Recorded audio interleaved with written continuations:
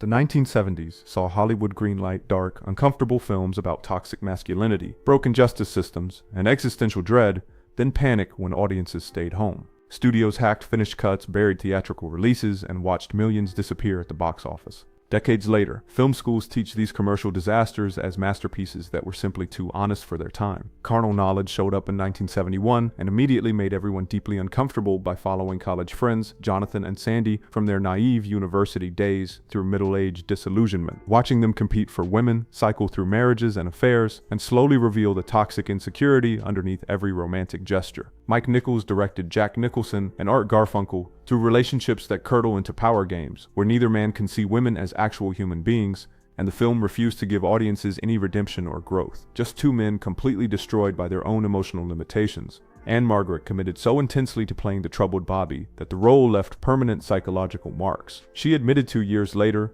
while writer Jules Pfeiffer watched Nicholson deliver the devastating Jonathan Bobby argument scene with such raw, multi-layered fury that even Nichols admitted he'd barely directed the actor through it. The production moved smoothly until the film actually screened and America collectively lost its mind, with police in Albany, Georgia, physically seizing the print after a 1972 showing and arresting theater manager Billy Jenkins for distributing obscene material. Jenkins got convicted in Georgia courts, which upheld the ruling, forcing an appeal that went all the way to the Supreme Court in Jenkins versus Georgia, where justices finally overturned the conviction in 1974 by ruling the film wasn't patently offensive and that nudity alone doesn't constitute obscenity under constitutional protection. Politicians went on television debating whether this movie was corrupting youth, while critics split violently between calling it groundbreaking psychological realism or fancy pornography dressed in prestige clothing. The $5 million production pulled in over $28 million domestically, making it a commercial success that simultaneously triggered a landmark censorship case, proving that sometimes films can win at the box office, while forcing the legal system to redefine obscenity laws because local authorities couldn't handle watching masculine insecurity portrayed without Hollywood's usual romantic coding.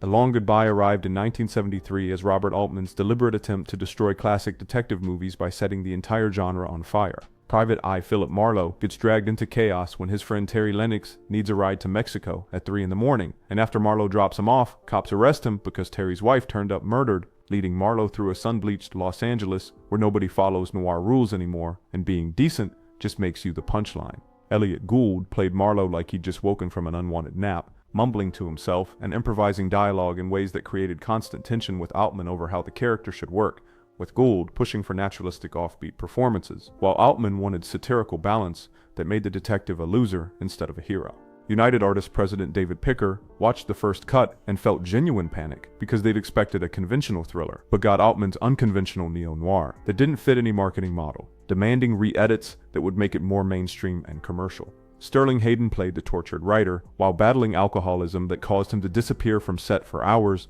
to drink in bars. Though Altman appreciated the authentic desperation Hayden's personal struggles brought to every scene. The studio pulled it from limited release almost immediately after disastrous box office returns against the $2 million budget, with audiences and critics baffled about what they were even watching when they wanted traditional detective stories. The longer director's cut preserved Altman's satirical tone more fully with extended Gould improvisations and nuanced interactions that got trimmed for theatrical release, showing more of Marlowe's alienation wandering through 1970s Los Angeles, where his old-school detective honor made him obsolete. The commercial failure became legendary among filmmakers like the Coen brothers and Paul Thomas Anderson, who cited it as direct influence on their own work, forcing conversations about whether audiences rejected experimental cinema or if United Artists simply had no idea how to sell a detective movie that actively mocked everything audiences expected from the genre. Fat City sounds like a boxing movie, but John Huston used The Ring to show how soul-crushing small-town poverty actually feels in 1972. Washed-up boxer Billy Tully drinks away his Stockton, California existence, while mentoring teenager Ernie Munger at the gym, despite having nothing left to teach except losing gracefully.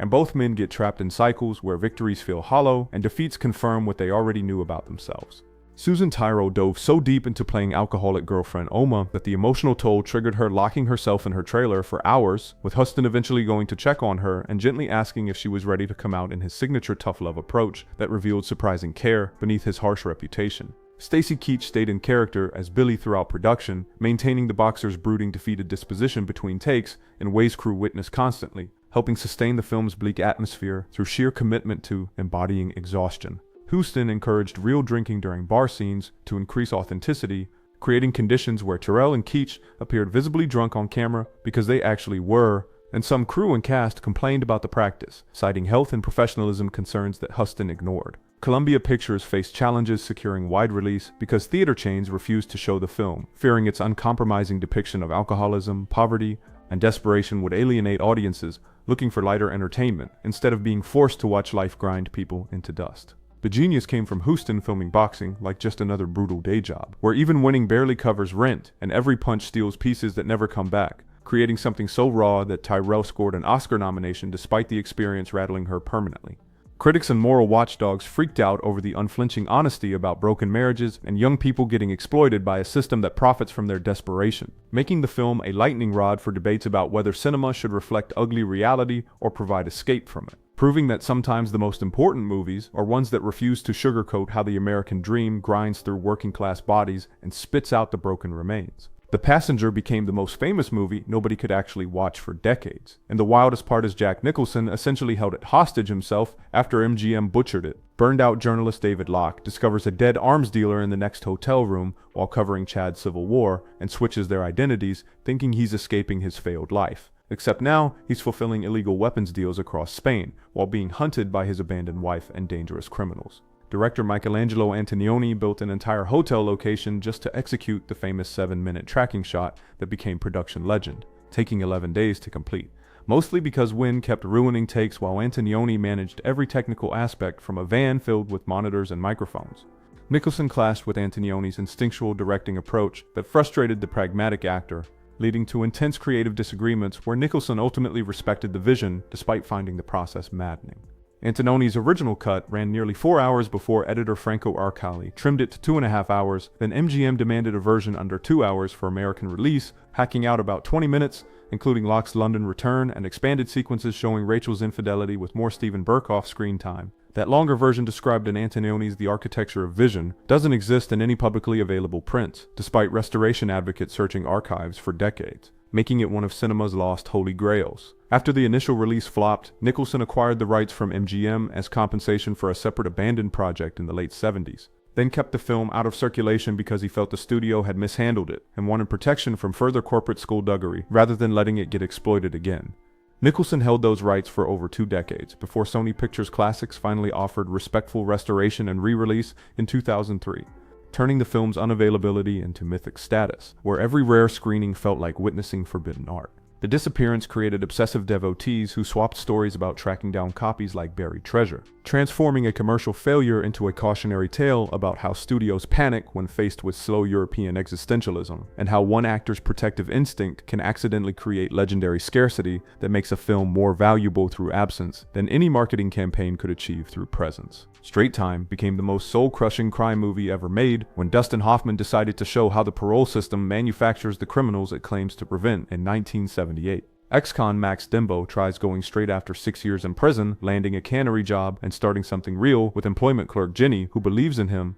but parole officer Earl Frank seems personally invested in making Max fail through humiliating drug tests and planted evidence that violates him back to jail despite doing everything right. Hoffman was originally set to direct and star, but fired himself after several days when he realized he couldn't handle both jobs, reportedly frustrated during the first day, while struggling with simple shots and requiring excessive takes that created studio concerns about his ability to complete the project. Ulu Grosbard took over directing duties, but immediately clashed with Hoffman over creative approach, with the actor wanting raw improvisational method acting, while the Broadway director favored structured filmmaking, leading to constant battles over tone and scene execution throughout production. Behind those fights was a deeper legal war, with Hoffman suing production company First Artist for wrongful seizure of edit rights, after the studio claimed his delays and negative statements hurt the film's commercial prospects, invoking a contractual takeover clause that sparked litigation with no public resolution ever recorded. Test screenings went disastrously hostile, with audiences finding the film too bleak and morally ambiguous, leading to walkouts and complaints about it being depressing and downbeat in ways that made Warner Bros. Executives want to minimize or withhold release entirely. Studio head Ted Ashley joined executives who were deeply hesitant about commercial viability, while support came from Hoffman's agents and some critics who highlighted artistic merits that general audiences clearly weren't ready to appreciate. The film grossed roughly $10 million against a $4 million budget, underperforming expectations in ways that reflected every troubled aspect of its chaotic production and confused marketing. The commercial failure gave it second life through cable and VHS among criminal justice students, ex-offenders, and filmmakers like Michael Mann and Quentin Tarantino, who cited direct influence on Heat and Reservoir Dogs, forcing conversations about how the parole system creates recidivism through designed failure rather than rehabilitation, proving that sometimes the most politically important films are ones that audiences actively reject because they're too uncomfortable watching institutions they trust, revealed as engines of destruction that profit from keeping people trapped in cycles of punishment. Images might be the strangest thing Robert Altman ever made, following children's book author Catherine as she experiences increasingly violent visions during an isolated Irish countryside retreat where dead lovers appear in rooms and her reflection moves independently.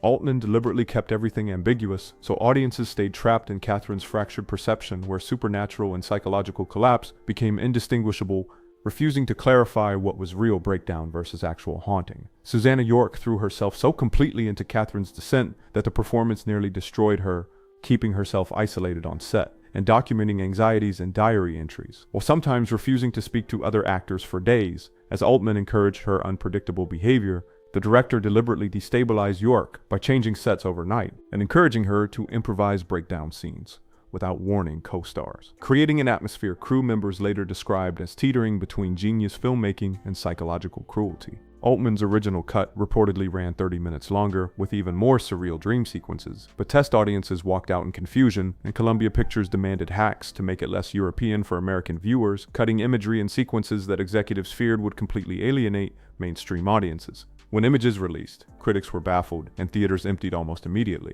leaving the film to nearly disappear until late-night television and rental stores gave it unlikely afterlife among horror and art film fans who discovered its fever dream atmosphere. The production revealed Altman's willingness to sacrifice performer well-being for authentic psychological breakdown on camera, turning York's genuine distress into the raw material that made Catherine's madness feel uncomfortably real instead of performed. The film endures as evidence that sometimes directors blur the line between getting powerful performances and causing actual harm, creating unforgettable cinema through methods that raise serious questions about where artistic vision ends and exploitation begins, forcing viewers to wonder if they're watching brilliant character study or documented evidence of an actress being pushed past healthy limits for the sake of unsettling images that haunt long after the credits roll. Thunderbolt and Lightfoot looked like another buddy crime movie, but was actually Michael Cimino's directorial debut, and the film that revealed Hollywood's next great auteur. Veteran bank robber Thunderbolt escapes his old crew, who want him dead over missing Volt heist money that's actually hidden in a Montana schoolhouse, now replaced by a new building, teaming up with young charismatic drifter Lightfoot, who convinces him to reunite with partners Red and Goody to pull the same heist again using identical methods. Jeff Bridges played Lightfoot with flamboyant energy, including cross-dressing scenes that made 1974 audiences do double takes, while the film explored masculinity and freedom in ways that felt simultaneously classic and surprisingly progressive for the era. Simon aimed for complex mood-driven cinema blending humor and darkness with ambiguous characters, while Clint Eastwood preferred straightforward, classic tough guy movies with clear pacing, leading to constant creative debates about whether the film should embody realism or stylized myth-making. Eastwood threatened to walk off during intense violent scenes, especially the brutal beatings involving George Kennedy's Red character, frustrated by the physical and emotional demands of staging violence that Cimino wanted layered with psychological complexity. Bridges immersed himself by spending time in Montana dive bars to craft his drifter authentically, reportedly having notable incidents interacting with locals while staying in character to solidify the street-smart persona. The original script included 20 minutes of flashbacks showing Thunderbolt's first heist, but test audiences found them confusing and disruptive to the road movie rhythm, so United Artists cut them to streamline for broader commercial appeal. The film performed decently, but found its real audience through cable reruns where car buffs and college rebels saw Lightfoot's tragic fate as emblematic of big dream American youth hitting brutal reality. Cimino's debut revealed a director willing to fight established stars over creative vision, setting the stage for the battles that would define his career, and ultimately destroy it with Heaven's Gate, just 6 years later, proving that sometimes the most important first films are ones that show exactly who a filmmaker is before the industry breaks them, capturing the moment before ambition and ego collide with studio economics in ways that change Hollywood forever. Emperor of the North Pole takes us to Depression-era Oregon, A legendary hobo known as A Number 1 sets out to prove his name. His challenge is the number 19 freight train, watched over by the brutal guard they call Shaq, a sadistic conductor who murders train hoppers with genuine pleasure while young punk Cigarette latches on hoping to steal glory.